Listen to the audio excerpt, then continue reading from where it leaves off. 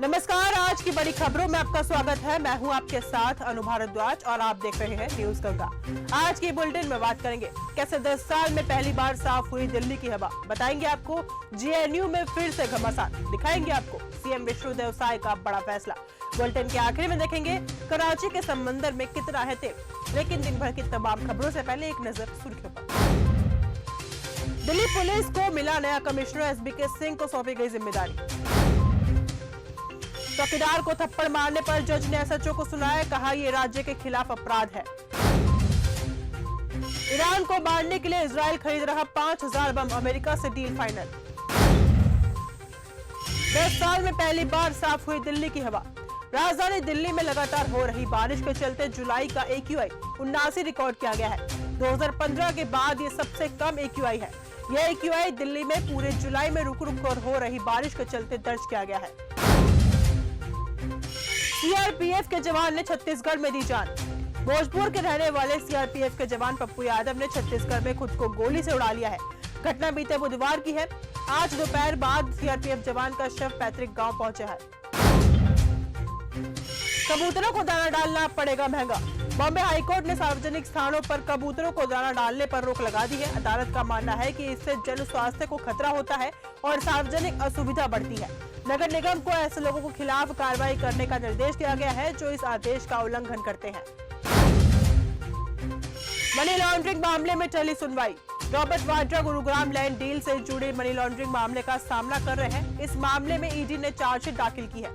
हालांकि चार्जशीट पर संज्ञान लेने को लेकर राउस एवेन्यू कोर्ट का आदेश टल गया है। कोर्ट अब 2 अगस्त को मामले पर आदेश सुनाएगा। जेएनयू में फिर से घमासान। दिल्ली के जेएनयू में इन दिनों नॉनवेज और वेज खाने को लेकर उठे विवाद में अब जेएनयू-एसयू की जनरल सेक्रेटरी मुत्तैहा फातिमा का बयान सामने आया है। उन्होंने कहा कि एबीवीपी कैंपस का भगवाकरण करने की कोशिश कर रहा है। हम जेएनयू के कल्चर को प्रोटेक्ट करेंगे। भारतीय अर्थव्यवस्था को ट्रंप ने बताया डेड। अमेरिका के राष्ट्रपति डोनाल्ड ट्रंप ने भारत और रूस की अर्थव्यवस्था को डेड बताया है। इसी को लेकर अब कांग्रेस नेता राहुल गांधी का बयान सामने आया है। राहुल गांधी ने कहा कि ट्रंप ने सही कहा है।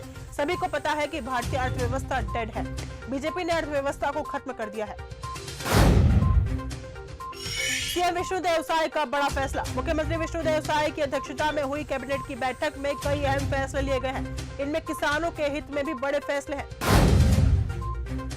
मालेगांव केस में प्रज्ञा पुरोहित बरी।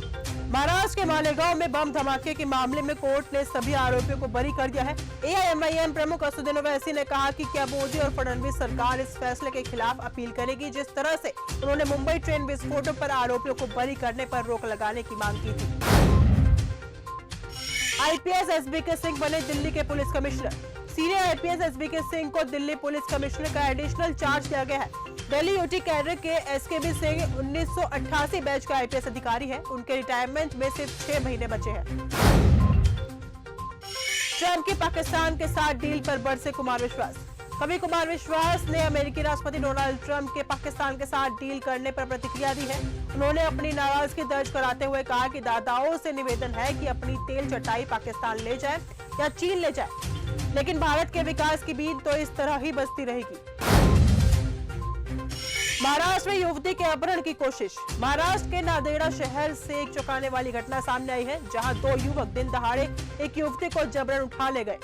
नांदेड़ के रेलवे स्टेशन इलाके में यह घटना हुई। 2 युवक एक युवती को जबरन उठा रहे थे। इस दौरान युवती ने विरोध किया। रवि किशन ने लोकसभा में उठाया मुद्दा। उत्तर प्रदेश के गोरखपुर से बीजेपी सांसद रवि किशन ने गुरुवार को शून्यकाल के दौरान खाद्य पदार्थों की गुणवत्ता, मात्रा और मूल्य का मुद्दा उठाया है। उन्होंने केंद्र सरकार से इस पर कानून बनाने की मांग की है। उन्होंने समोसा का उदाहरण देते हुए कहा कि कहीं समोसा छोटा मिलता है तो कहीं बड़ा, कहीं वो सस्ता होता है तो कहीं महंगा। पीएम शहबाज शरीफ ने ट्रंप का किया शुक्रिया। अमेरिका ने हाल ही में पाकिस्तान के साथ एक ऐतिहासिक व्यापार समझौते की घोषणा कर सबको चौंका दिया है। वहीं दूसरी ओर उन्होंने भारत पर 25% टैरिफ और अतिरिक्त टैरिफ लगाने की बात कही। इन दोनों घोषणाओं की टाइमिंग से यह साफ है कि ट्रंप प्रशासन साउथ एशिया में नई रणनीति अपना रहा है। टैरिफ पर ट्रंप का नया बयान। अमेरिकी राष्ट्रपति ट्रंप ने भारत पर 25% का टैरिफ लगाने की घोषणा की है, जो 1 अगस्त 2025 से प्रभावी होगा। यह फैसला भारत के रूस से रक्षा संबंधों और उच्च आयात शुल्कों के कारण लिया गया है। ट्रंप ने स्पष्ट किया है कि भारत रूस के साथ जो भी करता है उससे उन्हें कोई फर्क नहीं पड़ता। कराची के समंदर में कितना है तेल? अमेरिका के राष्ट्रपति डोनाल्ड ट्रंप ने पाकिस्तान के साथ ऑयल डील करने का ऐलान किया है। इसके तहत अमेरिका पाकिस्तान के तेल के भंडार का विकास करेगा और उन्होंने दावा किया है कि क्या पता पाकिस्तान भविष्य में भारत को भी तेल बेच सकता है।